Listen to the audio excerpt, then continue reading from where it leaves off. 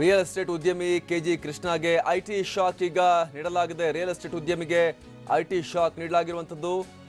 KG ಕೃಷ್ಣಗೆ ಸೇರಿದ ರೂಮ್ನಲ್ಲಿ ಐಟಿ ಅಧಿಕಾರಿಗಳು ಪರಿಶೀಲನೆ ನಡೆಸ್ತಾ ಇದ್ದಾರೆ. ರಿಯಲ್ ಎಸ್ಟೇಟ್ ಉದ್ಯಮಿಗೆ ಐಟಿ ಶಾಕ್ ಬೆಳಗ್ಗೆ ಬೆಂಗಳೂರಿನ ಪ್ರತಿಷ್ಠಿತ ಹೋಟೆಲ್ನಲ್ಲಿ ರೂಮ್ ಪಡೆದಿದ್ದರು ಕೃಷ್ಣ. ದಾಳಿ ವೇಳೆ ಅಪಾರ ಪ್ರಮಾಣದ ನಗದು, 8 ಕೆಜಿ ಚಿನ್ನ, ದೊಡ್ಡ ಪ್ರಮಾಣದಲ್ಲಿ ಕ್ಯಾಶ್ ಕೂಡ ಸಿಕ್ಕಿದೆ. ಹಾಗೆ 8 ಕೆಜಿಯಷ್ಟು ಚಿನ್ನ ಸಿಕ್ಕಿದೆ.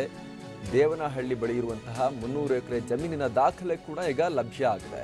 ತುಮಕೂರು, ಮೈಸೂರಿನ ಜಮೀನಿನ ದಾಖಲೆ ಕೂಡ ಸಿಕ್ಕಿದೆ. ರಿಯಲ್ ಎಸ್ಟೇಟ್ ಉದ್ಯಮಿಗೆ ಐಟಿ ಶಾಕ್ ಇವತ್ತು ಉಂಟಾಗಿರುವಂಥದ್ದು. ನಿನ್ನೆಯಿಂದ ಐಟಿ ಅಧಿಕಾರಿಗಳು ದಾಖಲೆಗಳ ಪರಿಶೀಲನೆಯನ್ನು ನಡೆಸ್ತಾ ಇದ್ದಾರೆ. ಹೈಗ್ರೌಂಡ್ಸ್ ಪೊಲೀಸ್ ಸ್ಟೇಷನ್ ವ್ಯಾಪ್ತಿಯಲ್ಲಿ ಆಗಿರುವಂತಹ ಒಂದು ಡೆವಲಪ್ಮೆಂಟ್ ಇದು, ಘಟನೆ ಇದು.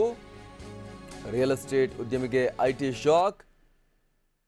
ಇವಾಗ ಬೆಳಗ್ಗೆ ಅಧಿಕಾರಿಗಳು ರೇಡ್ ಮಾಡಿ ದಾಖಲೆಗಳನ್ನು ಪರಿಶೀಲಿಸ್ತಾ ಇದ್ದಾರೆ.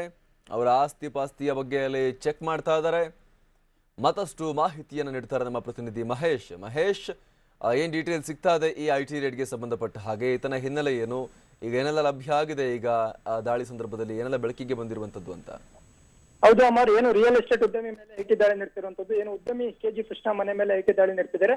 ಬೆಂಗಳೂರಿನ ಐಗ್ರಾಂಡ್ಸ್ ಬಳಿ ಇರುವಂತಹ ಅಪಾರ್ಟ್ಮೆಂಟ್, ಅಂದ್ರೆ ಅದು ಸ್ವಂತ ಅಪಾರ್ಟ್ಮೆಂಟ್ ಅಂತ ಹೇಳಿ ಮಾಹಿತಿ ಇರುವಂತದ್ದು. ಅವರು ಏನು 202 ಅಪಾರ್ಟ್ಮೆಂಟ್ ಅಲ್ಲಿ ಅವರು ಒಂದು ರೂಮ್ ನಲ್ಲಿ ತಂಗಿರ್ತಾರೆ. ಈ ವೇಳೆ ನಿನ್ನೆ ಬೆಳಗ್ಗೆಯಿಂದ ಕೂಡ ಐಟಿ ರೇಡ್ ಆಗಿದೆ ಅಂತ ಹೇಳಿ ಮಾಹಿತಿ ಇರುವಂತದ್ದು. ಈ ವೇಳೆ ಏನು ದೇವನಹಳ್ಳಿ ಬಳಿ ಇರುವಂತಹ 300 ಎಕರೆ ಆಗಿರ್ಬೋದು, ಮತ್ತೆ ತುಮಕೂರು, ಮೈಸೂರು ಸೇರಿದಂತೆ ಹಲವು ಕಡೆ ಇವರ ಹೆಸರಿನಲ್ಲಿ ಏನು ಸಾಕಷ್ಟು ಜಮೀನು ಇದೆ ಅಂತ ಹೇಳಿ ಮಾಹಿತಿ ಲಭ್ಯ ಇರುವಂತದ್ದು. ಇನ್ನು ಮೇಲ್ನೋಟಕ್ಕೆ ಅಪಾರ ಪ್ರಮಾಣದ ಏನು ನಗದು ಮತ್ತೆ ಚಿನ್ನಾಭರಣ ಕೂಡ ಪತ್ತೆಯಾಗಿರುವಂತದ್ದು. ಅಂದ್ರೆ ಸುಮಾರು 8 ರಿಂದ 10 ಕೆಜಿ ಚಿನ್ನಾಭರಣ ಪತ್ತೆಯಾಗಿರುವಂತದ್ದು.